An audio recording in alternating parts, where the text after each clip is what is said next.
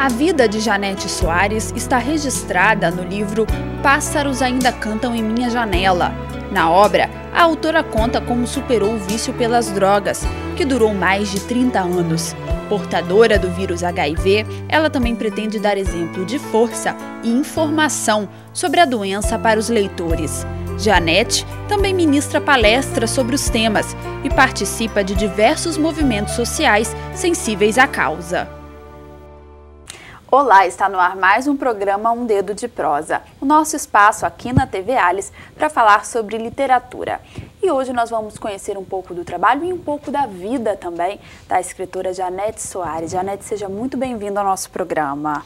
Obrigada, Gabriela. Eu quero agradecer a oportunidade de estar aqui, conhecer você e para poder falar da minha obra. A gente que agradece a oportunidade de conhecer também o seu trabalho. Nós estamos aqui com o livro da senhora que se chama Pássaros Ainda Cantam em Minha Janela. E é uma história de vida, né? Muito bom isso, porque o programa Um Dedo de Prosa não costuma receber histórias de vida, ainda mais uma história como a sua. Por que a senhora decidiu colocar esses relatos em um livro? Bom, eu vi mais assim como uma necessidade, né? Porque há de convir que a minha experiência de vida foi bem assim diferente das pessoas normais, digamos assim, né? Pela minha história, né? Pelas situações inesperadas. E eu decidi deixar registrado no livro para que servisse de experiência para outras pessoas, né? Para alertar outras pessoas e também para edificar a vida de outras pessoas. No livro, a senhora conta a história da sua vida desde que momento? Bom, eu procuro fazer um retrospecto desde a minha infância e vou seguindo no dia a dia, né? Às vezes eu faço um flashback, estou no presente, volto lá para o passado, né? Às vezes vou um pouco adiantando para o futuro, né? Mas é nesse contexto. E a senhora, o início disso tudo é aos 16 anos, quando a senhora sai de casa? Não, na verdade, eu já começo o livro falando da minha infância, que eu tive uma infância numa pequena cidade de Minas Gerais, numa fazenda, né?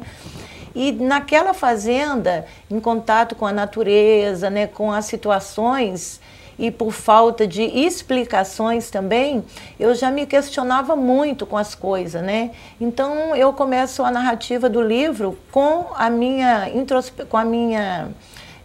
meu questionamento da minha infância, né? Porque eu ficava imaginando, assim, como eu estaria quando eu teria 40 anos. Eu sempre fui, assim, uma criança muito além da minha idade, né? Digamos assim, que precoce, né? Tanto que eu me formei em magistério, eu tinha 15 para 16 anos.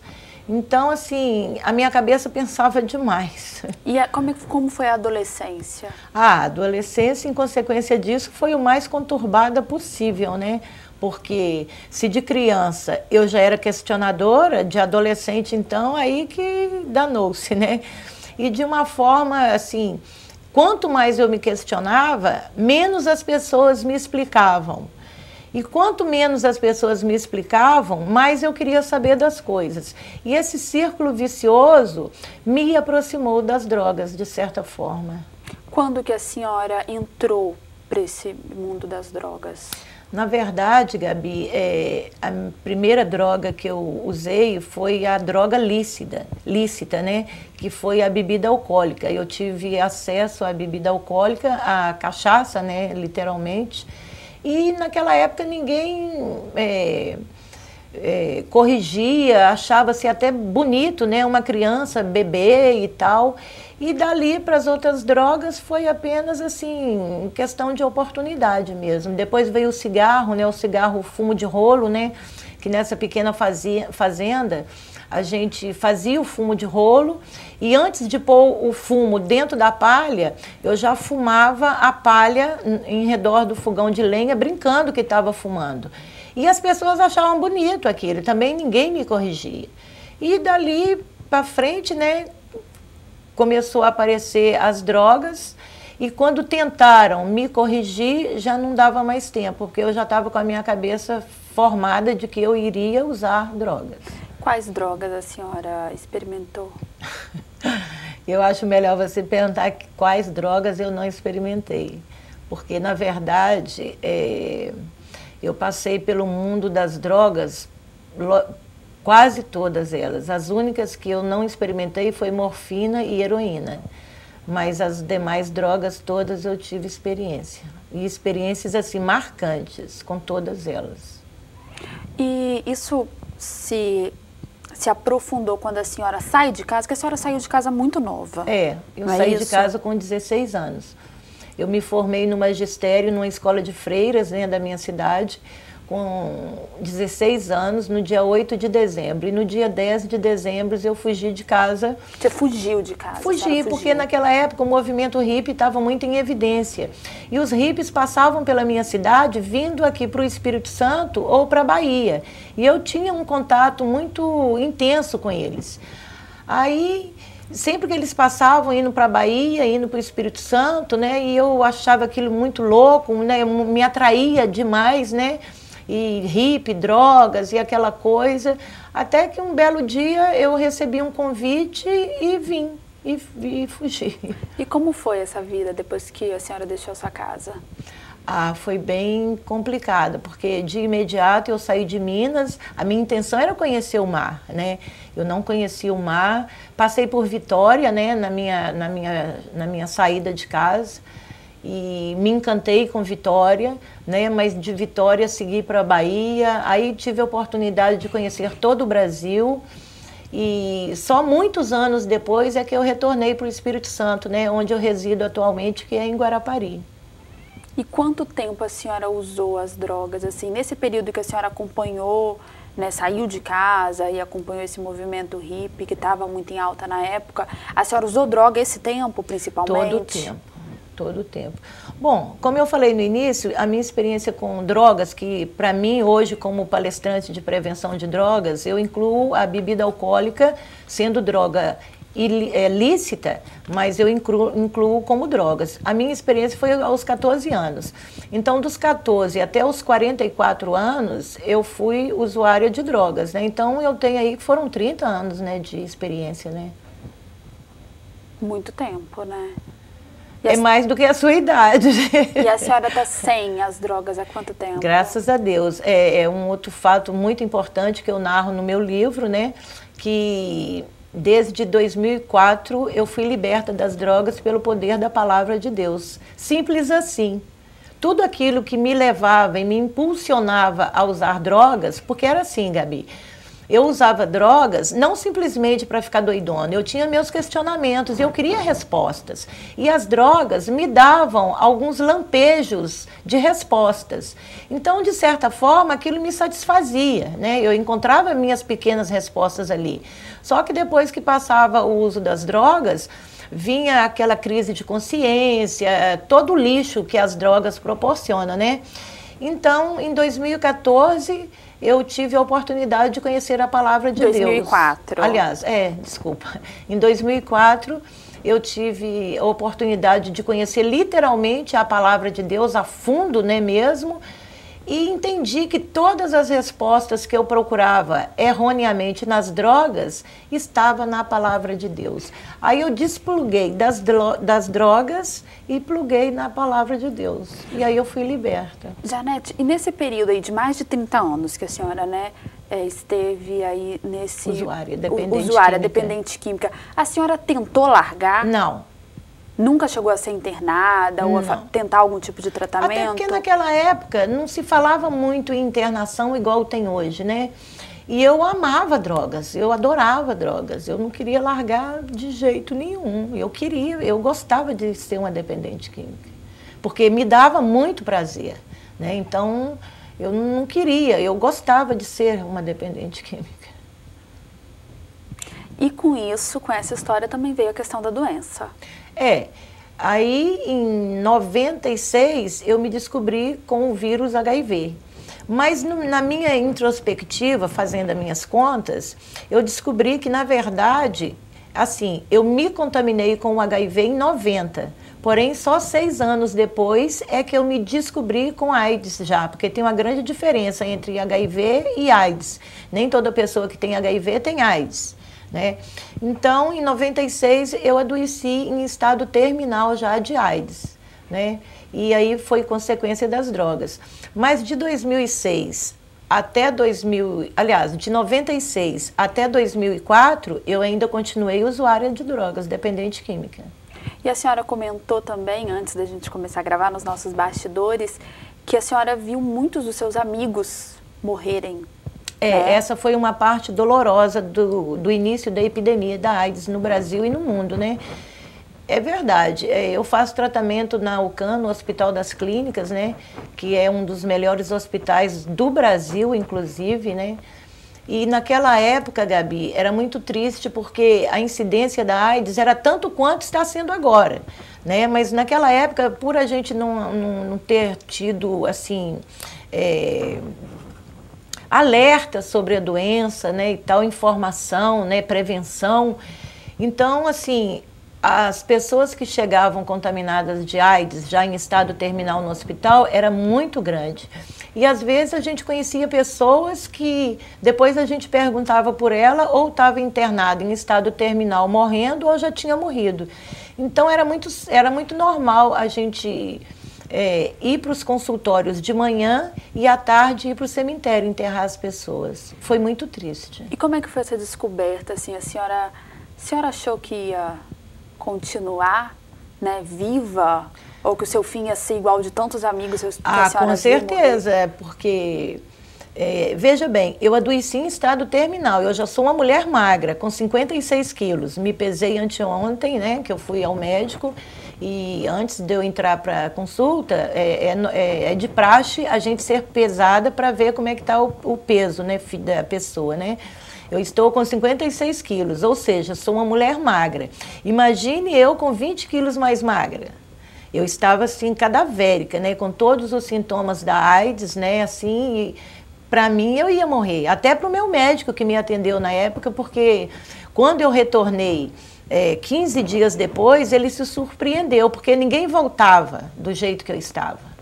Geralmente era dali mesmo para morrer mesmo, não tinha jeito. Até porque naquela época, Gabi, também não tinha medicação. Só tinha o AZT e mesmo assim ele vinha dos Estados Unidos. Então, às vezes, o paciente chegava no hospital, poderia dar sorte de encontrar o AZT ou poderia não ter o AZT. E como fazer se não tinha? Quer dizer, o negócio era morrer mesmo, não tinha jeito. Janete, depois que a senhora se recupera, muda alguma coisa? Muda o seu olhar para a vida? Como é que ficou? Bom, mudou bastante, né? Porque eu entendi que as drogas, em consequência das drogas, eu estava ali, naquela situação de pessoa vivendo com AIDS, né? Então, foi um choque muito grande. Mas não foi grande o suficiente para que fizesse eu parar de ser uma dependente química. Mas na minha cabeça, né, ficava aquele questionamento no auge das minhas loucuras, né? Porque eu tinha consciência de que eu estava me drogando e usando coquetel. Então eu perguntava, afinal, eu quero viver ou eu quero morrer? Porque eu comecei a entender que se as drogas me levaram a AIDS leva à morte, então eu estava vulnerável. E a partir do momento que eu me descobri com AIDS, eu sabia que eu teria que ter uma mudança de vida, porque eu ficaria mais propensa a outras doenças, né? Então, é uma situação muito delicada. Janete, o nosso programa vai fazer um breve intervalo, mas no segundo bloco eu quero conversar mais com a senhora, saber um pouco do processo aí do lançamento do livro e do trabalho que a senhora também tem de palestras educativas e também de atuação em movimentos sociais. Ok. Tá bom? Tá bom. Bom, você já viu que tem muito papo para o segundo bloco. Não saia daí.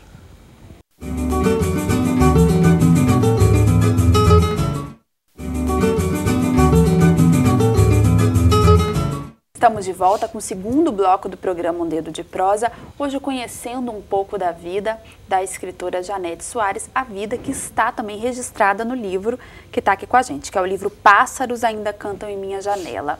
A gente terminou o primeiro bloco conversando um pouco, né, sobre alguns fatos importantes da vida da senhora que estão registrados no livro, o uso de drogas por mais de 30 anos, quando a senhora descobriu, né, que era portadora do vírus HIV, e agora a senhora tem uma outra vida, né? É, totalmente transformada. E a senhora participa de movimentos sociais, né, que lidam com a doença. Como é que a senhora vê hoje essa mudança de vida tão grande? Hoje a senhora dá palestra para jovens sobre drogas. Como é que a senhora vê essa mudança de vida? Bom, eu me engajei nos movimentos sociais logo que eu tive o diagnóstico de HIV/AIDS, né? Porque eu entendi que quanto mais a pessoa tem preconceito da doença, mais a doença faz mal à pessoa. Então, na hora do meu diagnóstico, eu me tornei uma ativista. Eu nunca tive preconceito de falar de AIDS abertamente e falar da minha sorologia, né? Apesar de que naquela época eu procurava, de certa forma, proteger um pouco meus filhos por causa do preconceito, da forma que isso poderia afetá-los, né? Na escola, na sociedade e tal. Mas para mim, assim, eu sempre fui muito livre. Eu acho que as drogas me deram essa noção de liberdade, né? Assim, foi até um ponto positivo, né, que eu consegui, né, pelo menos alguma coisa, né, de ter uma mente aberta com bastante facilidade para lidar com a doença, né?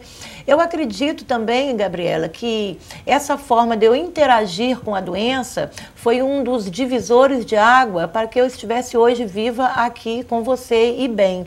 Porque, veja bem, a maioria das pessoas que morriam de AIDS, né, por falta da medicação, como nós já falamos, mas o preconceito e a autoestima baixa contribuía grandemente para que elas morressem de vergonha, morressem de culpa, morressem por falta de não se perdoarem. Então isso acarretava muita mortalidade também.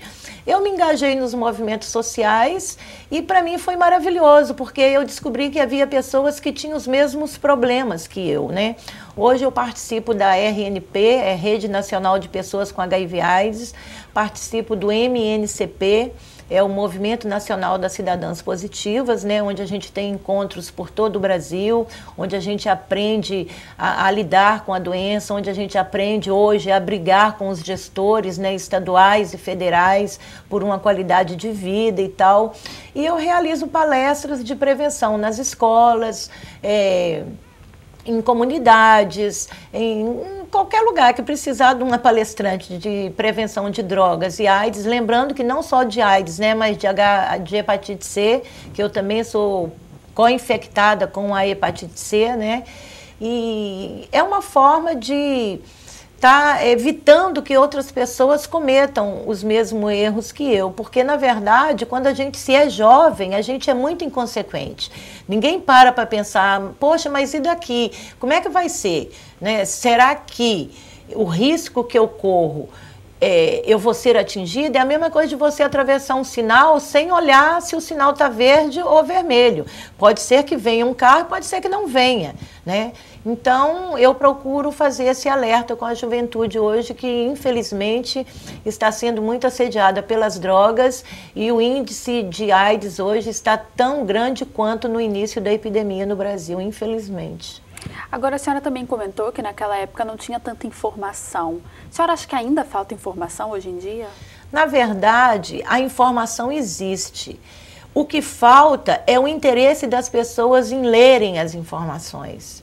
Outro dia eu me deparei com uma pessoa, até um agente de saúde lá na UCAM, que estava numa consulta porque tinha se infectado num local de trabalho. E com tantos folhetos assim explicativos sobre a doença, né, inclusive sobre a rede, né, a Rede Nacional de Pessoas com HIV/AIDS, chamando para encontro, para reuniões, aquela pessoa estava tão focada no seu problema que ela foi incapaz de recolher um folheto informativo e de ler o que estava escrito do grupo de apoio, né, que é grupo de adesão à medicação. E eu acredito também que falta a informação, assim, a nível de se falar de AIDS todos os dias. Porque nós temos o péssimo hábito de falar de AIDS só no Dia Internacional de Luta contra a AIDS ou então no Carnaval. Passou disso, ninguém fala em AIDS. Eu acho que deveria ter campanhas preventivas, palestras preventivas, todo o tempo todo, em ônibus, em escolas, em cinemas, na televisão, os meios de comunicação deveriam se engajar mais nesse alerta. Porque, infelizmente, Gabriela, a AIDS mata, a AIDS está ceifando vidas e, como eu disse anteriormente, as pessoas jovens, elas são muito inconsequentes. Sem falar agora que a AIDS chegou na idade dos idosos, porque agora se há de convir que a faixa etária dos idosos subiu bastante. Antigamente morria-se aos 60 anos. Hoje, como a faixa etária melhorou a qualidade de vida dos idosos, né, tem muitos idosos contraindo o vírus HIV por falta de prevenção. Janete, a senhora falou do preconceito, mas a partir do momento que a senhora se expõe escrevendo um livro, né, colocando a vida da senhora nesse livro, de alguma forma, a senhora ficou com medo também do preconceito dos leitores? Não, de forma alguma. Isso já foi uma questão que eu resolvi lá no início de 96. Então, quando eu comecei a me expor no livro, eu já estava acostumada a lidar com essa situação. Para mim é indiferente, porque, de certa forma, como eu acho que a campanha de prevenção é muito pobre, é uma certa forma de estar se fazendo prevenção, né? Porque no meu livro eu conto o antes, o durante e o depois das drogas, né? Então, é bem assim, interessante que a pessoa se for um dependente químico, ela já começa a pensar em redução de danos, né? Epa, se eu vou usar uma seringa, eu posso me infectar. Se eu vou fazer um sexo desprotegido, eu posso me infectar. Então, para mim, assim, o preconceito em nada alterou o meu estilo de vida, muito pelo contrário. Eu gosto quando as pessoas questionam, né? Até às vezes, quando eu vou fazer palestras, eu tenho uma dinâmica que mando as pessoas, peço, aliás, né? Para as pessoas começarem a falar palavras, né? Isso com pacientes vivendo com HIV/AIDS, né? Fala sabonete, aí todo mundo fala sabonete, fala perfume, todo mundo fala perfume, fala flor, todo mundo fala flor. Agora fala AIDS. Quase todo mundo não fala, ou se fala, fala assim, AIDS. Aquela coisa bem reprimida, né? Então, eu coloco o dedo na ferida deles, que ali está o preconceito. Que se a pessoa não consegue falar nem AIDS, não quero dizer que seja bonito viver com AIDS, que seja bom viver com AIDS, que seja legal viver com AIDS. Parabéns, você vive com AIDS. Não é isso. Mas a pessoa, para quebrar esse preconceito, ela tem que se assumir uma pessoa vivendo com HIV/AIDS. Porque se ela tem preconceito dela própria e da doença, o que nós vamos esperar de uma terceira pessoa, né? Com que olho os que estão de fora vão nos ver? Então, tenho AIDS sim, porém, eu sou uma pessoa, né? Tem uma frase que saiu, uma frase da ONU, né? Que saiu, que na época me marcou bastante. Eu gostaria de ler. Está no livro, né? Eu fiz questão de deixar bem escrito aqui. E fala bem assim, Gabi, sobre o preconceito, né, que você estava me perguntando. O mundo deve declarar guerra contra a AIDS e não contra as pessoas com a AIDS. A AIDS é uma luta contra o medo, o preconceito e o irracional proveniente da ignorância. Essa frase foi gerada pela Assembleia Geral da ONU em 20 de 10 de 87, ou seja, quando a epidemia da AIDS estava atingindo o mundo em geral, né? Então, eles falam que a luta contra a AIDS não é contra a pessoa que vive com AIDS, né? Para falar não ao preconceito, mas devemos lutar contra o medo, o preconceito e o irracional, que é proveniente da ignorância. Proveniente da ignorância por quê? Por falta de informação, porque às vezes a pessoa acha que se respirar o mesmo ar vai pegar AIDS, se beber no mesmo copo vai pegar AIDS, se dormir na mesma roupa de cama, um abraço, um aperto de mão, e isso é ignorância. E o livro da senhora vem nesse sentido também, de dar informação para as pessoas. Sem dúvida. Na verdade, o livro também não fala só de drogas e AIDS, fala também de superação, de perdão, de aprender a decodificar os sinais da vida, né? Porque todas as situações, eu acredito que são situações permitidas para que a gente aprimore o modo de vida, né?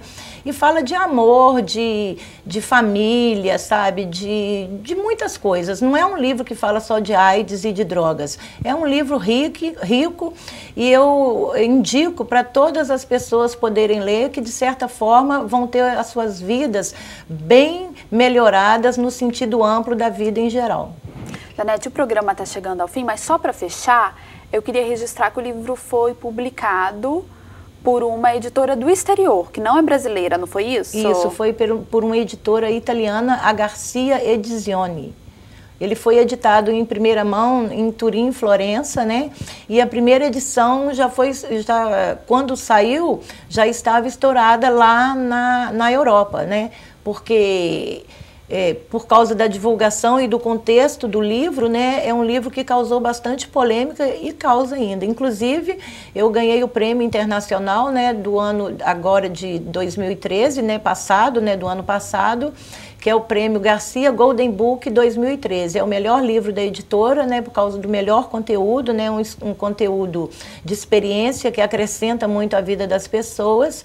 E no contrato que eu tenho com a minha editora italiana, tem uma cláusula que diz da probabilidade de vir a ser um bom filme esse livro, se Deus quiser. Dona Janete, eu quero agradecer a presença da senhora aqui no nosso programa, agradecer o relato da sua vida, né, que a senhora já adiantou muito do que está no livro, e desejar sorte para a senhora nessa caminhada, nas suas palestras, que a senhora possa levar mesmo a sua experiência de vida e mudar a perspectiva das pessoas também com relação a esses tabus da nossa sociedade. Muito obrigada. Obrigada a você, Gabriela. Eu quero agradecer a Deus a oportunidade de estar aqui e a vocês, né, que me receberam para falar do meu lindo livro, que eu costumo dizer que é o meu terceiro filho. E quando a senhora tiver novidade, a senhora volta, tá Sim, bom? já estou escrevendo um novo, mas é segredo. Então, quando a senhora tiver novidade, o programa Um Dedo de Prosa está de porta aberta para a senhora. Obrigada. Bom, o programa Um Dedo de Prosa de hoje fica por aqui. Obrigada pela sua companhia, continue com a nossa programação e até a próxima. TV Alice, Canal Cidadão.